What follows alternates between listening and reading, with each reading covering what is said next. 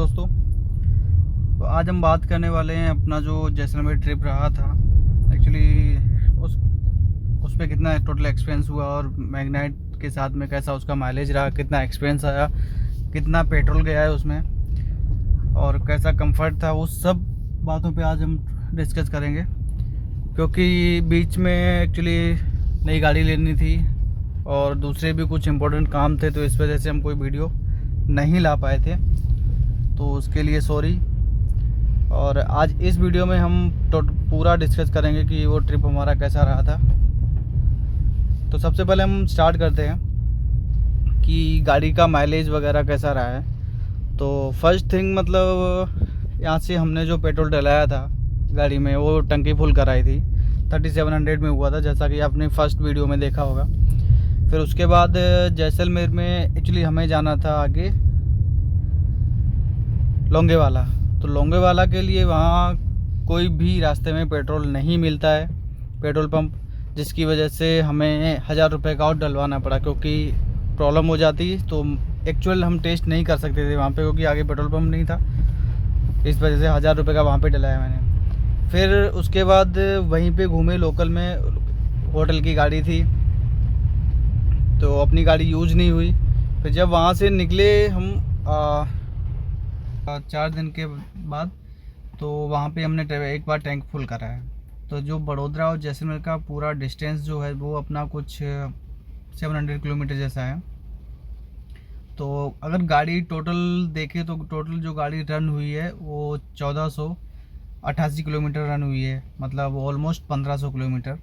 और जो पेट्रोल गया है वो 80 लीटर गया है, टोटल 80 लीटर पेट्रोल गया है। तो उस हिसाब से अगर हम एवरेज निकालें तो फिगर्स आते हैं 18.8 का, मतलब 18.8 का माइलेज दिया है गाड़ी ने। पर एक्चुअल में मुझे लगता नहीं है, क्योंकि मुझे लगता है कि गाड़ी ने पेट्रोल उससे माइलेज उससे भी थोड़ा कम दिया है, क्योंकि पेट्रोल थोड़ी बची हुई थी गाड़ी में जब हम बड़ोदरा पहुँचे तब।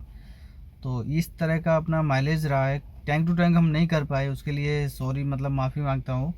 क्योंकि आगे हमारे पास सिचुएशंस ऐसी नहीं थी, क्योंकि आगे कोई भी पेट्रोल पंप नहीं मिलने वाला था। बॉर्डर आ जाता है, पाकिस्तान का बॉर्डर लग जाता है, तो उधर पर ज़्यादा पेट्रोल पंप रीच अच्छी है नहीं, तो इस वजह से हमें बीच में पेट्रोल भराना पड़ा था। तो ये पूरा रहा है पेट्रोल का कितना, तो 1500 किलोमीटर 80 लीटर, मतलब यहाँ आने के बाद भी थोड़ा 2-4 लीटर बचा होगा। तो अप्रोक्स ऐसे पकड़ लो 75 लीटर पकड़ लो 1500 किलोमीटर में। तो आप एवरेज निकालोगे तो कुछ 18 का ही समथिंग आएगा, 17-18 के बीच में। तो ये पेट्रोल का रहा है। और जो अपना टोल टैक्स लगा है, टोल टैक्स लगा है 500 रुपये के अंदर हो गया है आने जाने का, दोनों का टोल टैक्स। और बात करते हैं होटल की, तो होटल मुझे बहुत सही मिल गया था, क्योंकि अभी ऑफ सीज़न है। और ऑफ सीज़न जाने का सबसे बेनिफिट यही रहता है कि आप अच्छे से डिस्कवर कर सकते हो, घूम सकते हो, और आपको सारी चीज़ें मतलब सही रेट में मिल जाती हैं। जो होटल हमें मिला था मुश्ताक तक करके था, और वहीं पे जो डेजर्ट सफारी वो सब था वो उनके साथ में ही पैकेज में था। तो जो होटल जो हमें पड़ा था 1100 रुपये में 24 आवर के लिए।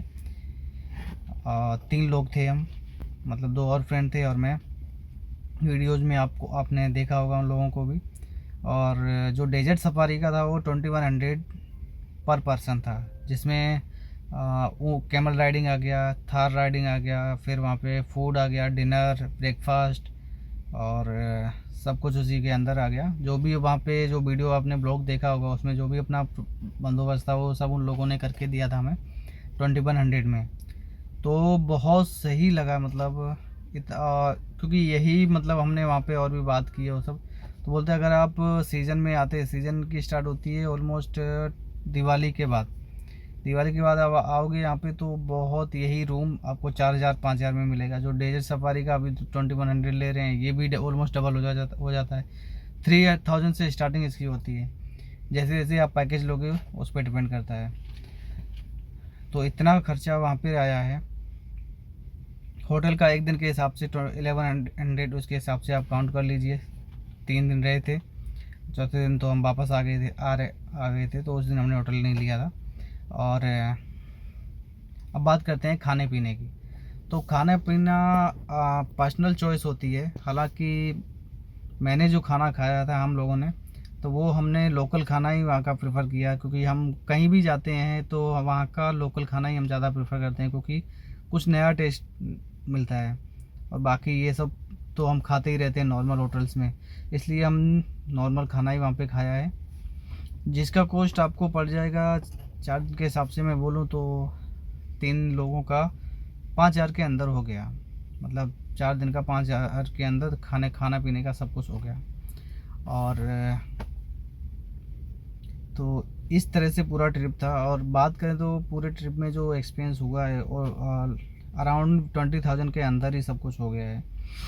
जो सबसे ज़्यादा जो हमारा महंगा पड़ा है वो पेट्रोल का ही पड़ा है, क्योंकि पेट्रोल 80 लीटर गया है, तो 80 लीटर का पेट्रोल समझ लो यहाँ पे 100 था गुजरात में, बट वहाँ पे बहुत महंगा था।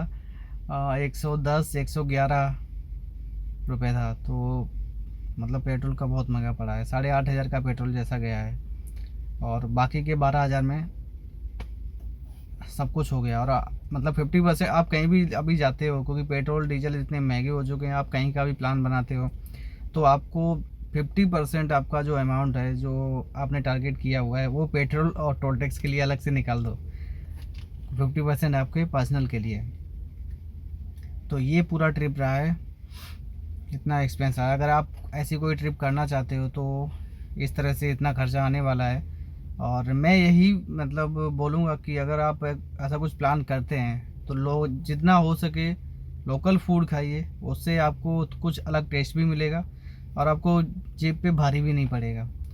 और रही बात स्टे करने की, स्टे भी आपको ओयो ओयो भी कर सकते हो, वहाँ के लोकल भी मिल जाते हैं। और हाँ, खासकर आपको ध्यान रखना है, वहाँ के लोकल बंदे बहुत घूमते रहते हैं। आप जैसे ही एंटर करेंगे सिटी में आपके आगे पीछे घूमने लगेंगे कि होटल के लिए इतने सस्ते में दिलाएंगे, ऐसा करेंगे वैसा करेंगे। उनके साथ उनकी बातों में कभी मत आना और ना ही उनके साथ कभी जाना, क्योंकि वो ऐसे बहुत फ्रॉड होते हैं। हमारे साथ भी ऐसा हुआ था, बट हम उनके साथ नहीं गए। हमने ऑनलाइन सर्च कर रहे थे, ऑनलाइन सर्च करके हम मुस्तक में उसकी रेटिंग वगैरह देखी, उस हिसाब से हम उसमें गए। तो वहाँ पे वो लोग बता रहे थे कि ऐसे केस बहुत बहुत आते हैं, मतलब लोग उनके झांसे में आ जाते हैं सस्ते के चक्कर में, फिर बाद में ऐसा ऐसा प्रॉब्लम हो जाती है उनके साथ में। तो उस चीज़ का ध्यान रखना। और बाकी जैसलमेर बहुत अच्छी जगह है, घूमने लायक है। और गर्मी में मत जाना प्लीज़, क्योंकि हम लोग अभी गए थे इतनी गर्मी थी, मतलब गाड़ी का एसी भी अगर फुल पे भी करे तो भी कुछ खास मज़ा नहीं आ रहा था। 45 से टेम्परेचर ऊपर था, मतलब हालत ख़राब हो रही थी। बाहर घूमने का भी अगर 2 घंटे बाहर घूम के आ जाओ तो रूम में आते ही मतलब सीधी नींद ही लगती है, ऐसा लगता है अब सो जाओ, अब नहीं जाना बाहर। रात को हालांकि अच्छा लगता है, ठंडा माहौल हो जाता है, पर रात को घूम नहीं सकते, वहाँ पे लॉकडाउन लग जाता है 8 बजे। और संडे को तो वहाँ पे बिल्कुल ही कर्फ्यू टाइप रहता है। और अभी की सिचुएशन पता नहीं, अभी तो काफ़ी दिन हो गए, अभी नॉर्मल हुआ या नहीं, पर नवरात्रि के बाद से वहाँ पे थोड़ा थोड़ा सीजन स्टार्ट हो जाएगा।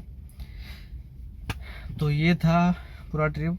और कंफर्ट की बात करें मैग्नाइट में, तो कंफर्ट जैसा कि हमने सेकंड ट्रिप में जो लोंगेवाला हम जा रहे थे तो आपको हमने उसमें बताया है, जैसलमेर टू लोंगेवाला ट्रिप में बताया हुआ है कि पीछे की सीट में कोई इशू नहीं है, बट ये सब कुछ बड़ा चलेगा। तो कैसा एक्सपीरियंस रहा पीछे की सीट का, कैसा कंफर्ट था, वो सब बताओ। कंफर्ट सही है, प्रॉब्लम नहीं आता है लॉन्ग जर्नी में। और अगर सोना रहे ऐसे मस्त तो अच्छे से सो भी सकते हैं, स्पेशियस जगह है। तो ओवरऑल मेरा एक्सपीरियंस अच्छा है, मेरे को कोई प्रॉब्लम नहीं रहा अभी तक, सो इट वाज गुड। पूरे रास्ते सो के ही आया ये। बहुत मज़ा आया, अच्छी नींद आ गई थी मेरे को। हाँ, अभी फ्रंट सीट का बताते हैं। तो यहाँ पे सबसे क्या तकलीफ हो रही थी? साइज की साइज ये यहाँ पे, हाँ ये यहाँ पे थोड़ा कुशनिंग कम है, तो ये थाई में थोड़ा प्रॉब्लम हो रहा है। और कहीं पे कुछ तकलीफ लगी है ऐसी? और ये साइड रेस्ट हाँ, ये थोड़ा हार्ड है, मतलब वो कपड़े का है ना। रात को वो ड्राइविंग कर रहा था तो उधर हाथ रख के ये पूरे घिस गए नीचे, बॉडी घिस गई इंच। तो उससे भी कुछ काम थे, इस वजह से मैं वीडियो नहीं बना पाया था। तो ये पूरा सीन रहा है। उम्मीद करते हैं अभी सारे डाउट्स क्लियर हो गए होंगे आपको। और वीडियो अगर अच्छा लगा है तो लाइक कीजिए, सब्सक्राइब कीजिए, और मिलते हैं नेक्स्ट वीडियो में। तब तक के लिए जय हिंद।